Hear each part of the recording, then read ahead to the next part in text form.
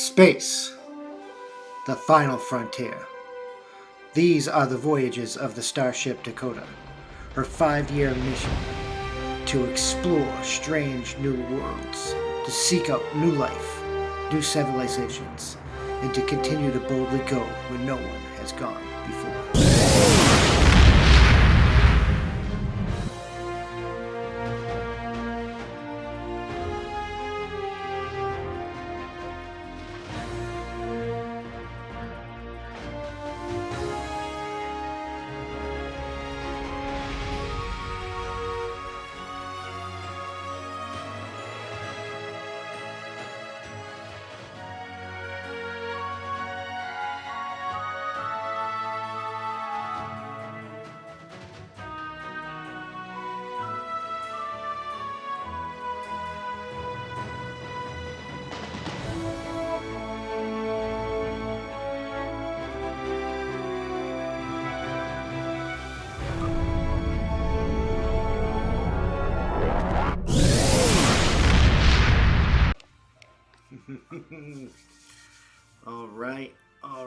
All right. Welcome back, all my aliens and blobs and humanoids and non-humanoids. It is I, Dakota, and we're just gaming back for more Star Trek Captain's Log. So, let's get into it. Just to recap, we are now in sickbay after what happened in the events of the cargo bay when our ensign gem failed and the plasma conduit erupted while he was performing maintenance or whatever. This was before they arrived in sickbay. I might do a D plot where Gem, who got more concentrated dose of the plasma, might have some repercussions. We'll see how roles play out here, and we'll move forward from that. But anyways, without further ado, there are 2 more members of the crew here. I'm determined to make it so that at least in this first episode, we meet all of the major characters. There's only one more left after this, and that's the chief engineer. And everyone else will be side characters. I mean, I guess a couple of the Orions are side characters too, but they're mainly the quarks. For every promenade needs a quark. I said that in the last video, we introduced them to it. But anyway, without further ado, we have our counselor, a Xindi arboreal by the name of Narsa Janar.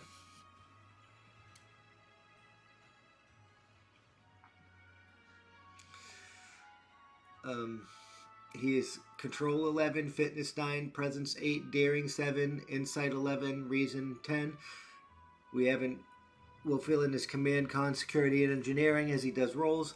He has Science 4, Medicine 4. He's very equally good at medicine and science because, he's the counselor.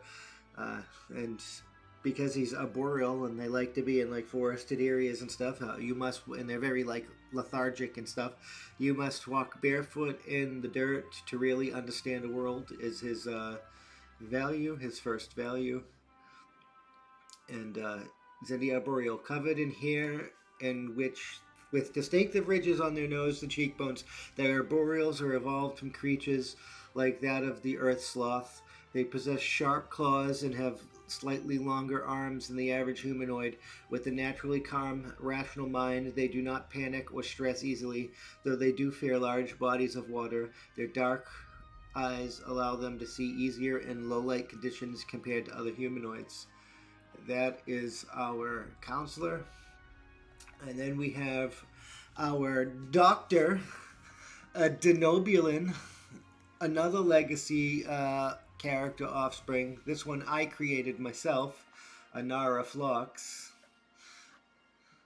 But there she is. Boom, show her again. No. And she's in there and we're gonna say she's in there as the counselor walks. As the counselor walks into the room. And she gets that big ass smile on her face. You know the Denobulan smile. But anyway, she's from Denobula. Control 10, Fitness 8, Presence 10, Daring 8, Insight 10, Reason 10. We'll fill in her command, con, security, engineering again as we move along, but she's a science 3, medicine 5.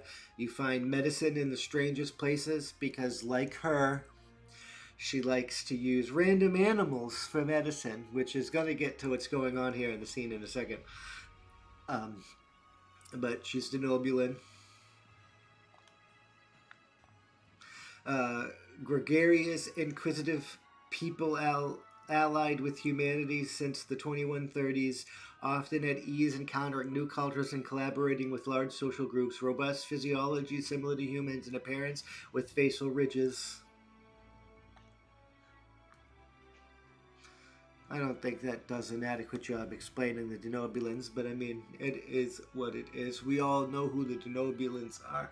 So she's going to be like, it's good to see you, counselor. Don't open that door again. And the counselor is going to ask, why? He's going to be like, why do you need to keep the door closed, doctor? And the doctor's going to be like, one of my animals has gotten out and we need to catch it. And with that, there's basically an animal perched up here waiting for its way to escape. It's a Pyrathian Bat. And the council's like, honestly, I really don't know why you keep these creatures on the starship. And the doctor's going to be like, its droppings are a good source of medicine, and its saliva is a good analgesic. And she's like, anyways, you're going to help me catch this thing, please.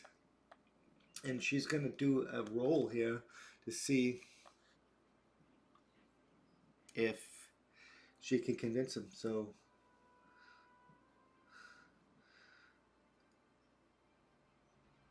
I guess this is presence, and this will be command. So we're going to add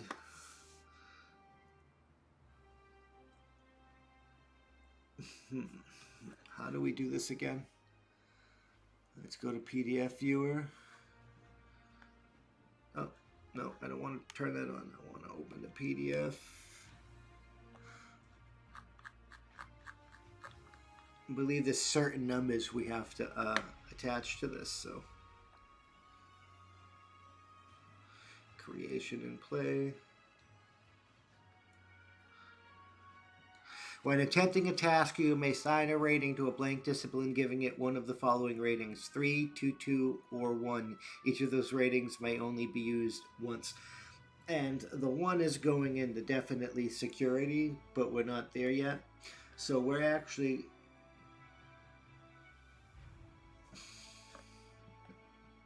Did I miss something? 3, 2, 2, or 1 is 4. 3, 2, 2, and 1. Okay, yeah, so that's 1. So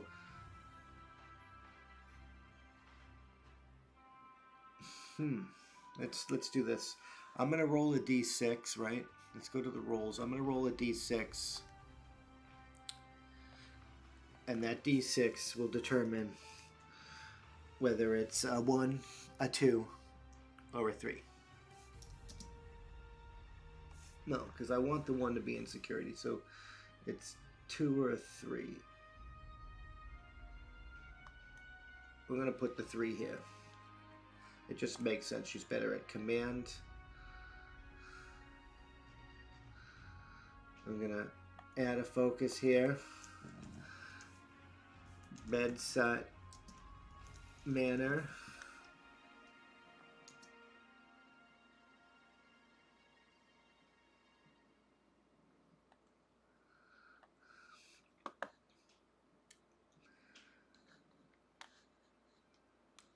We gotta grab something from the other scene.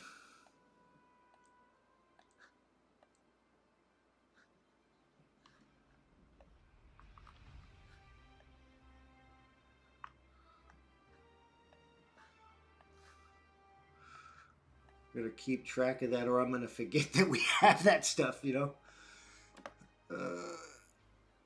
And I am glad I didn't do over here as I was fumbling things around. I was on the PDF as I did that scene.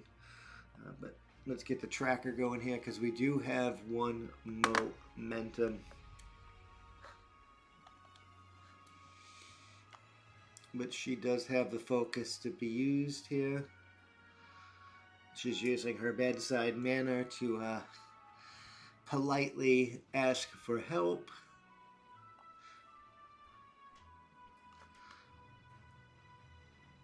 And she succeeds. So the council is like, all right, doctor, what do you need me to do? And the doctor's like, come around the bio bed and get ready to climb up towards the wall on my signal. And then the doctor's gonna position herself back near the bio bed to try and catch it as it comes down.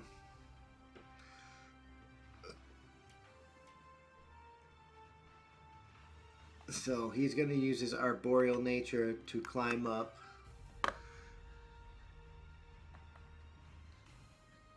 And I guess that's going to be a daring, no, it's a fitness and science task because he's wrangling animals. So we'll go with xenobiology as a focus here for the counselor. So this task has a focus. And he's going to try and wrangle the animal in the right direction. Because it has to come in the right direction, or there's no point to this, right? Task roll. Oh, she succeeded. So that's 2 of the 5 rolls for this delta. And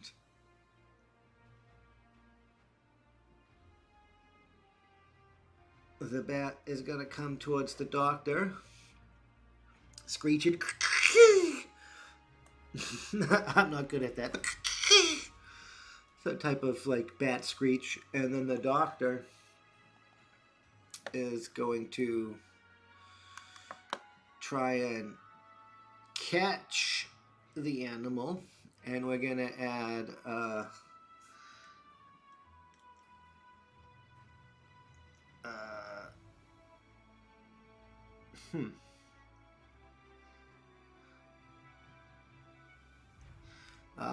yeah, we're going to add also xenobiology.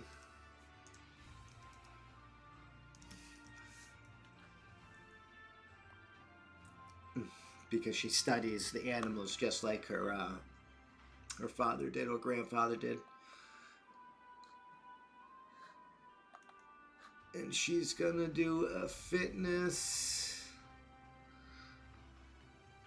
and it's security task, so we're going to assign this a 1, and hopefully she doesn't fail this and add another delta, but if we do, that'll be the side plot, the B plot. The animal will be flying around the ship, but we will get to that as we're going around.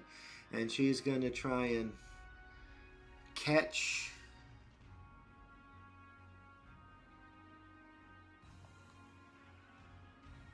and she does catch it pretty simply, and she's gonna carry it over to a cage. We're gonna say it's on the table, and she's gonna secure it, which is a control con task. No, I should control security task again. This doesn't actually, yeah. We're gonna change xenobiology to animal handling.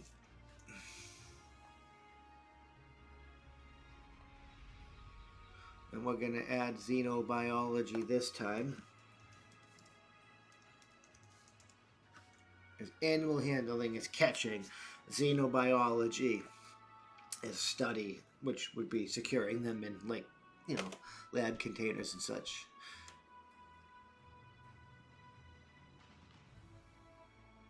This doesn't really, and it takes mental control because you have to, like, when the animal's like screeching and stuff, you have to keep your cool and calm. So we need an 11.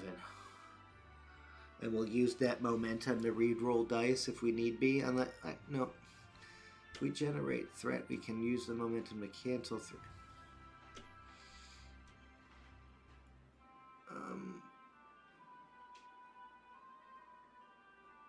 Yeah, we'll use it to re-roll or cancel threat if we have to. Oh, and she does fail. So, what we're going to do here, right, because this is the end of the delta, we're going to use this to cancel out threat generation, but we are going to add the B plot. So, this is when our friends are going to come in. And they're going to open both of these doors by being in different locations at the same time.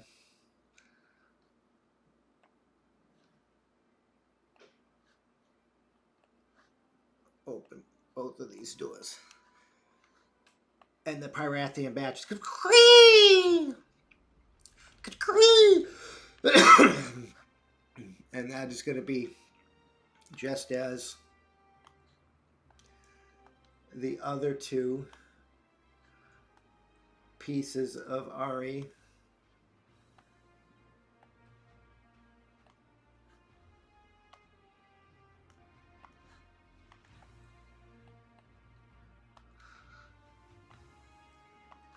come in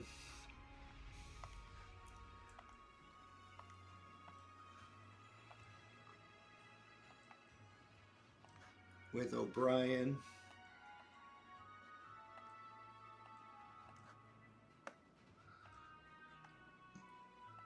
And it's right out the door. And that are going to be our B plot. That's going to be our B plot. And they're all going to duck as that swings out the door. And we're going to end this delta here. I like this. I like where this is going. So I'm going to get to work setting up the next delta, the next scene, and we'll get back to this. I'll be right back. Alright. I have it set up and ready. I know how we're moving on and how we're going to introduce some more characters. And it gives us a chance to start bringing in some of the lower decks and give them a lower decks B plot. Because I like doing that things too, because I do like lower decks. It's sad that we're only getting one more season. But we got the final bridge crew member. We got we got 4 members of the engineering staff, lower decks. And we have our first red shirt, Mr. Red. So we're going to start with the red shirt. The way red shirts are going, they're going to be background characters. The first time they get taken on an away mission, if they survive, they might earn a name if they survive like 2 or 3 missions. I haven't exactly figured out how that happens yet, but we got Mr. Red. He's a human from Corvus 3. Control 9, Fitness 10, Presence 8, Daring 11, Insight 9, Reason 9, Con 4, Security 4. I will give my life for my ship and crew. So he's going to be doing all kinds of daring things. If he survives a few away missions, he might earn a real name and become a real boy. But we don't need his his thing, his sheet for this. So we're gonna move this sheet thing over here, and we're gonna open up. So this is our lieutenant commander. This is our chief engineer. Ayoka Abara. She is from Nigeria. She's Control 10, Fitness 9, Presence 8, Daring 8, Insight 11, Reason 10, Command 3, Engineering 5. Ship is a living being, and you must treat her as such. That's her value, and she is human.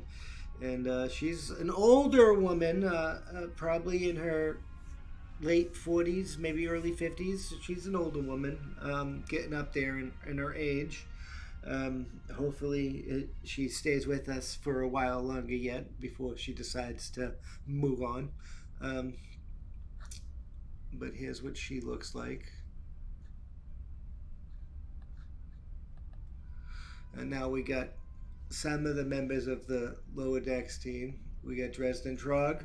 He's a Tellarite from Tellar Prime. He's Lieutenant JG. His value is nothing like a good argument. He's Tellarite, so an argumentative, honest, and skeptical people. Founding member of the Federation, sturdy in hirsute and physique, vaguely porcine in appearance. Tellarites have a keen sense of smell and a high tolerance for many common drugs, toxins, and inebriants. Tellarites don't get drunk, just feisty. Attributes 1, Control 1, Fitness 1, and Insight 1.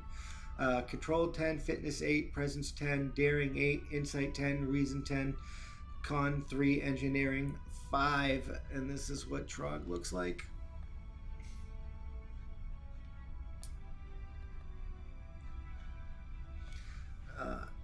In the back here, next to Mr. Red, we have Ensign Ishka, our Ferengi.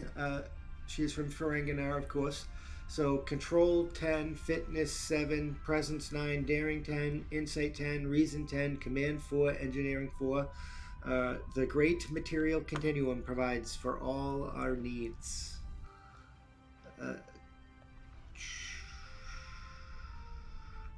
And enterprising people devoted to applying their considerable technology towards the acquisition of wealth encountered by Starfleet in 2364 and forming a wide variety of relationships to the Federation, being organized as a collective of private businesses possessed of large sensitive ears which supply an acute sense of hearing in the lobes of business acumen, 1 control, 1 insight, and 1 presence.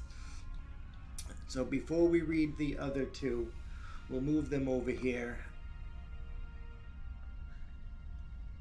However, you hear the familiar whoosh of the door opening from the rear of engineering as Lieutenant J.G. Sornis Renevalar and Ensign Pello Mott come in.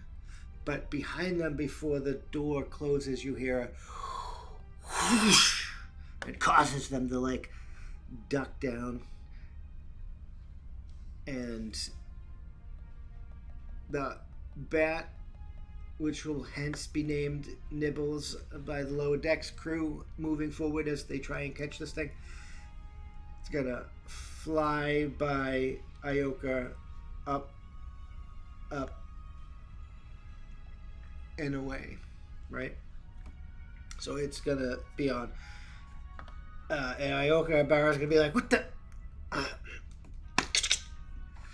Doctor, did one of your animals get loose again?" And you're gonna have a nice, friendly demeanor. And she's going to be like, yes, I'm terribly sorry about that, Ayoka. Because they've served together for a little while. They know each other.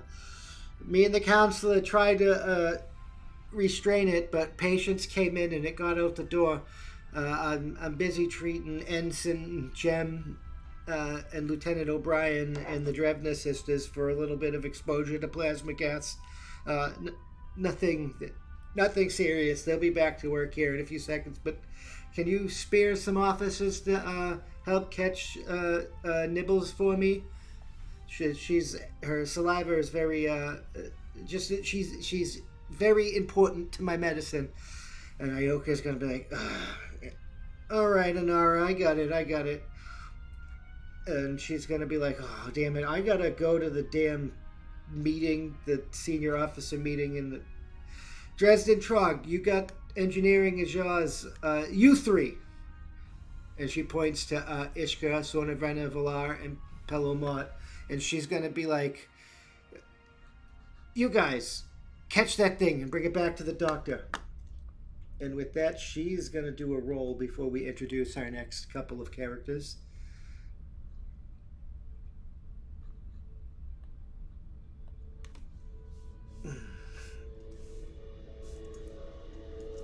And she's going to get the focus of mentor. And of course they're going to come back and be cutting things all around me again. But she's going to get the focus of mentor.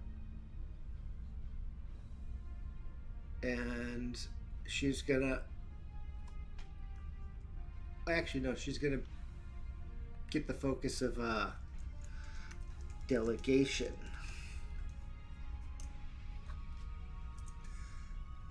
As she does a command presence roll.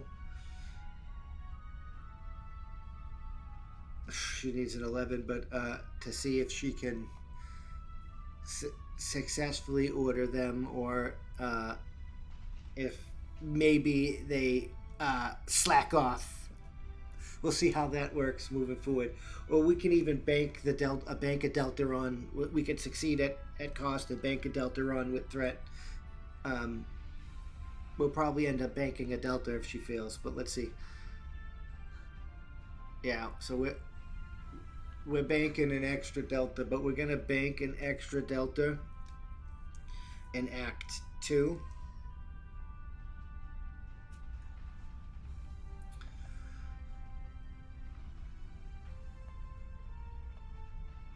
Because that's how you spend threat. So we're going to spend that threat immediately. And she's going to,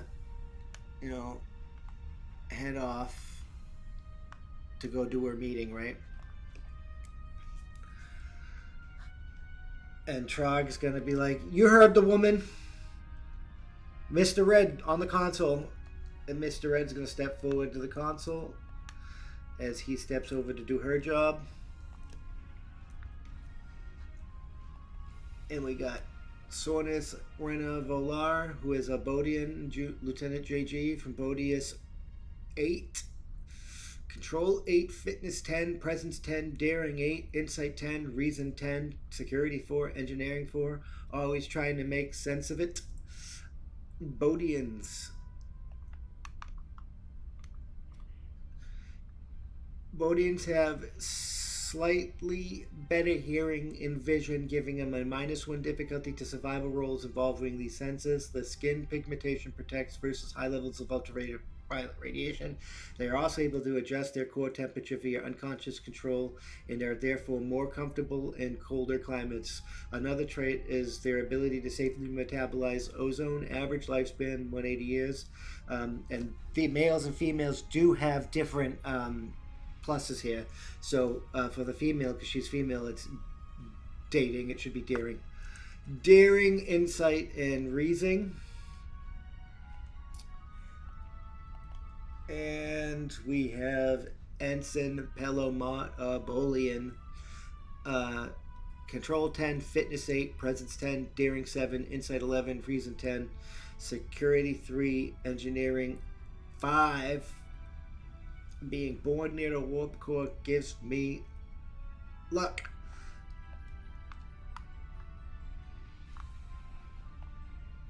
Identified by cartilaginous ridge that extends vertically down their heads past the center of the face to the chest, with skin color ranging from light blues to dark greens and muted purples with darker bands across their head.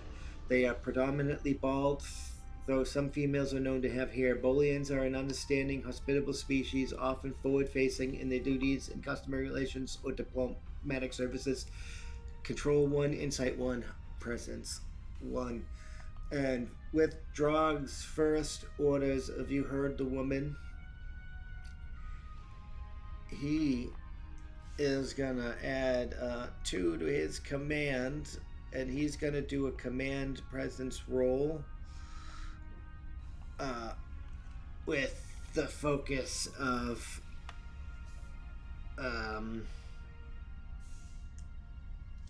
team dynamics.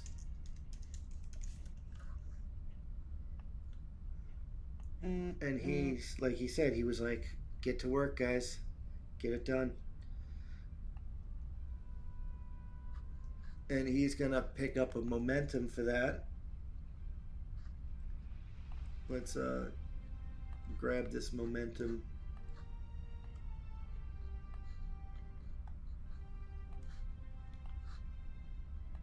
Thought I already grabbed that, but oh.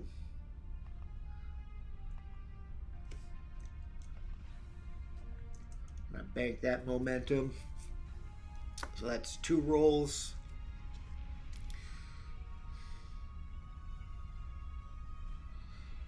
My food is on the way. I just gotta check to see how quick it's in here. I'm gonna probably have to come back to this here in a second. So Ishka, Pella, and Sornes come over and they're gonna say, how do we get this? I don't know, maybe we should try scanning it and with a tricorder and finding, you know, where to go with the tricorder. And we're gonna see if the tricorder scan works or doesn't work.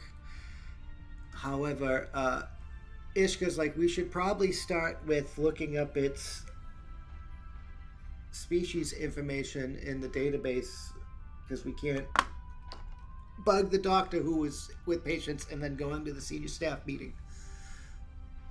And Sornes Renevalar, another, she is gonna do a control con task, which she's gonna do. I'm gonna get 3.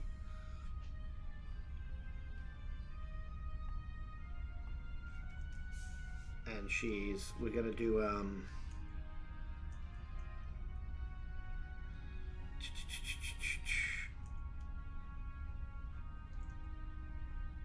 I don't know what I got.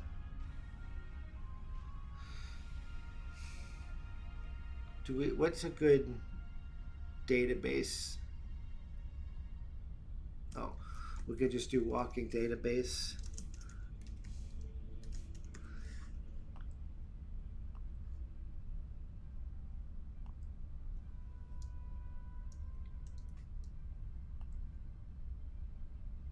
And we're gonna spend that instant momentum to create an advantage. But let's go to the advantage chart.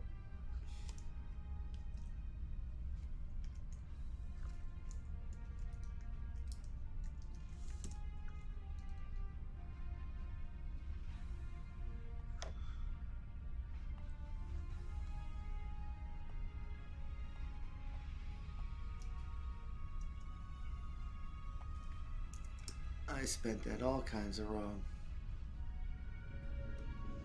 Generating advantages.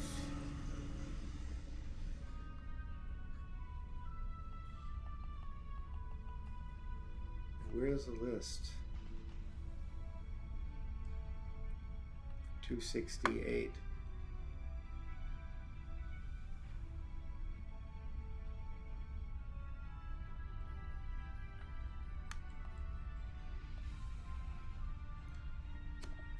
We're gonna do actually number 3, a surprise discovery. But let me set that up and set up some screens and stuff for that, and we'll get into that. And it's gonna tie back into the theme. This is perfect for this B plot. I'll be right back. All right, so I've done some thinking, and I'm gonna change some things around. So for that first complication, when uh, conflicting orders, the situation is made worse, more tense when orders are received that make the crew have to decide to pursue their stated mission goals or obeying their conscience. She said, "Get that bat out of engineering." Um, Something's going to happen that is going to make that not tenable later on in the thing, which will add the extra delta. And surprising discovery will both that is what's going to do that. So with her walking encyclopedia knowledge, Saurus walking database knowledge, Saurus Renovolar is going to be like, I remember reading about the Pyrathian Bat one time, uh, back in the academy days, and she's like, they normally avoid warp cores or major power major warp power source, dilithium power sources. However, when they're mating, they can seek the warmest spot. Sometimes that can be near these things, and she's gonna tap her comm badge and be like, "Computer, what is the warmest spot in engineering?" And the computer's going to come back. The warmest spot in engineering is on the upper level at the top of the warp core.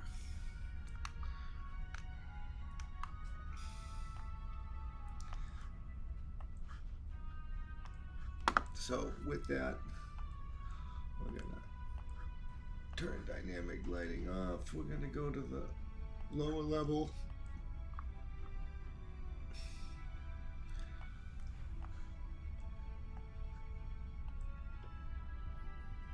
Grab some things, bring our people up,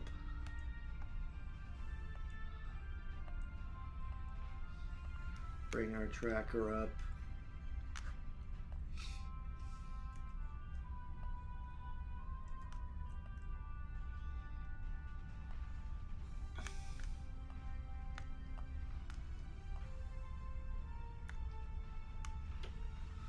and then we'll go grab the Pyrathian Bat.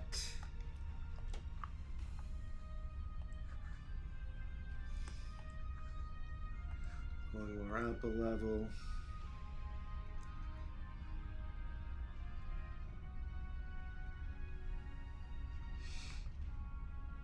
And we'll say there's a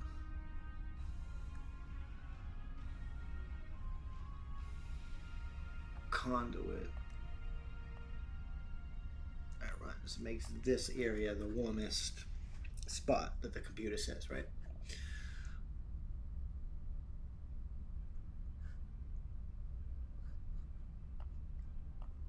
So Pelomont is going to make a roll.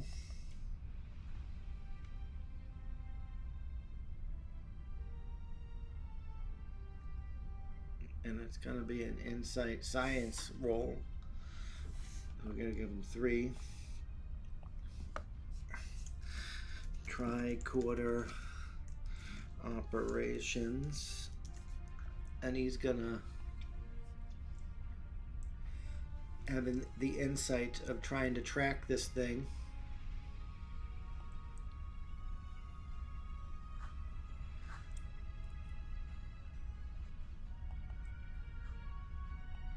So he looks at the tricorder, so we're going to go back to the tricorder.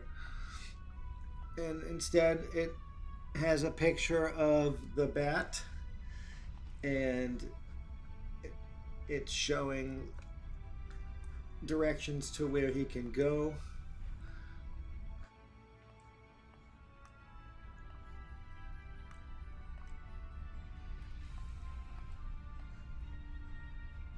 He's like this way, and he leads them all down here where they're looking around for the bat. And I'm going to spend this last momentum to end the delta now.